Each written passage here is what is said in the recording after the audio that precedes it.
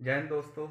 मैं हूं आज़ाद विवेकानंद युवा संगठन से अनिल पटेल और आज सबके सामने दोबारा प्रस्तुत हुआ हूं कुछ भ्रमों को तोड़ने के लिए और कुछ सच्चाइयों को आप लोगों के सामने लाने के लिए।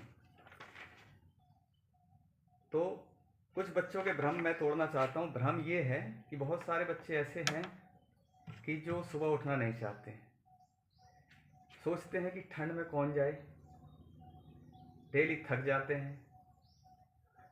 और ऐसे लड़के जो ग्राउंड में जाना नहीं चाहते, घर से निकलना नहीं चाहते, फिर भी वो ये सोच रखते हैं कि पहली बार में ही सिलेक्ट हो जाऊं, एक बार भर्ती में जाऊं और पहली बार में सिलेक्ट हो जाऊं।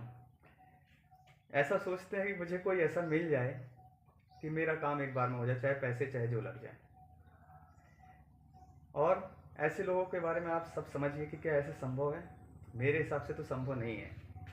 और कुछ लड़के ऐसे हैं जो ग्राउंड जाते भी हैं, सुबह उठते हैं, डेली जाना चाहते हैं, लेकिन बहाने क्या बनाते हैं, यार ग्राउंड सही नहीं है, बहुत दूर है, यार वहाँ जो ट्रेनर आता है वो तो सही है नहीं, ढंग से कुछ कराता नहीं है, यार इससे अच्छा तो घर में कर लेते हैं, उतने दूर जाने का क्या फ़ायदा है।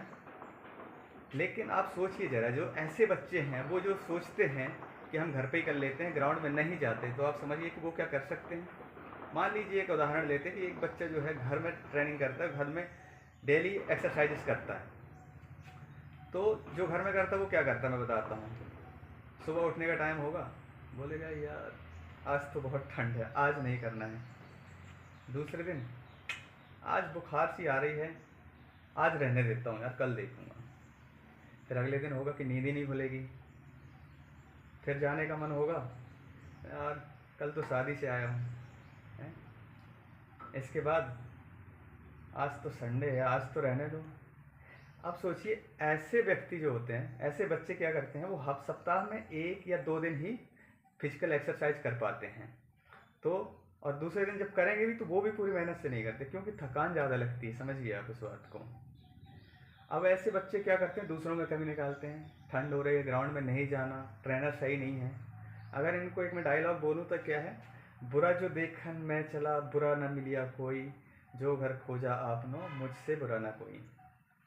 उनके केवल नज़रिए में अंतर है, क्योंकि हमारे यहाँ का माहौल ऐसा है, हम सोचते हैं कि केवल दूसरे में कमी है, हम बिल्कुल सही है, हम अपने आप की तरफ नहीं देखते कि हम क्या कर रहे हैं। और ऐसे लोगों के माँ बाप भी कह देते हैं बेटा एक काम कर, सो जा, बहुत ठंड है, किस्मत में होगा तो मिल ही जाएगा, भर्ती हो जाएगा, सिलेक्ट हो ही जाएगा। लेकिन ऐसा नहीं होता मेरे भाई, किस्मत वाला समय चला गया, किस्मत में ऐसा नहीं होता।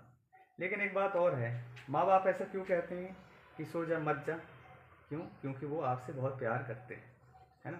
आपके बारे में सोचते हैं मेरा लड़का बीमार ना हो जाए, ये ना हो जाए, वो ना हो जाए, स्वस्थ रहे, घर में रहे, भले रहे। लेकिन एक सवाल मैं आपसे पूछना चाहता हूँ, क्या आप अपने माँ बाप से प्यार करते हैं? क्या आपने कभी ये सोचा कि मैं कुछ ऐसा करूँ, मैं ऐसा कुछ बन जाऊँ कि मेरे माँ बाप का सर गर्व से ऊंचा हो जाए? कब करेंगे आप? अगर आज का समय आपने सोने में व्यर्थ कर दिया तो ये समय दोबारा नहीं आएगा। अगर आप उनके लिए कुछ करना चाहते हैं तो आपको मेहनत करना पड़ेगा, इसका कोई शॉर्टकट नहीं है। अब बात करते हैं कि मैंने तुम्हें ग्राउंड तक क्यों बुलाया, मैंने फिजिकल फिटनेस सेंटर क्यों खोले। इस बारे में तो मैंने आप लोगों को ज़्यादा बताया नहीं, इसलिए उस चीज़ को मैं बताना चाहता हूँ।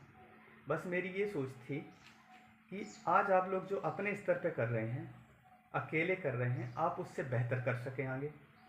ग्राउंड जाएंगे, नए लोगों से मिलेंगे, नए लोगों को कुछ सिखाएंगे और कुछ उनसे सीखेंगे, स्पोर्ट्स के बारे में जानेंगे ग्राउंड जाने पर। और राष्ट्रीय स्तर या राज्य स्तर के खेलों में आप प्रतियोगिताओं में भाग ले सकते हैं, वहाँ से सर्टिफिकेट हासिल कर सकते हैं। आर्मी और पुलिस भर्ती में जिन सर्टिफिकेट की बहुत अहमियत होती है वो आप ग्राउंड में जाकर पूरा कर सकते हैं। हाँ, मैं मानता हूँ कि कमियाँ सभी में होती हैं, कुछ आप में कमी है, कुछ हमारे अंदर कमी है। हो सकता है आज आपको जो ग्राउंड में पीटीआई या ट्रेनर मिल रहा है वो बहुत अच्छे स्तर का ना हो, ट्रेनिंग के साधन ग्राउंड में ना हो, तुम्हें अच्छे लड़के ना मिल रहे हो जो तुमको कंपटीशन वहाँ दे सकें। हो सकता है तुम सबसे बेहतर हो, और हो सकता है कि तुमको नया कुछ सीखने को ना मिल रहा हो, जो तुम अकेले कर रहे थे वही ग्राउंड में भी कर रहे हो।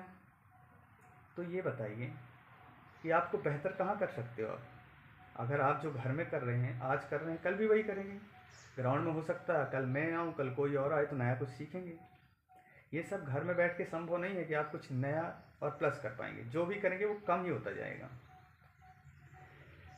इसलिए आप लोगों से मैं निवेदन करना चाहता हूँ कि एक निश्चित करो कि मुझे जो करना है, मुझे माँ बाप का नाम ऊंचा करना है, मुझे देश के लिए कुछ करना है, मुझे कुछ बनना है, तो निश्चित करो कि ग्राउंड में कोई जाए या ना जाए, ग्राउंड में मैं जाऊंगा। चाहे ट्रेनर खुद आए या ना आए, मैं आऊँगा।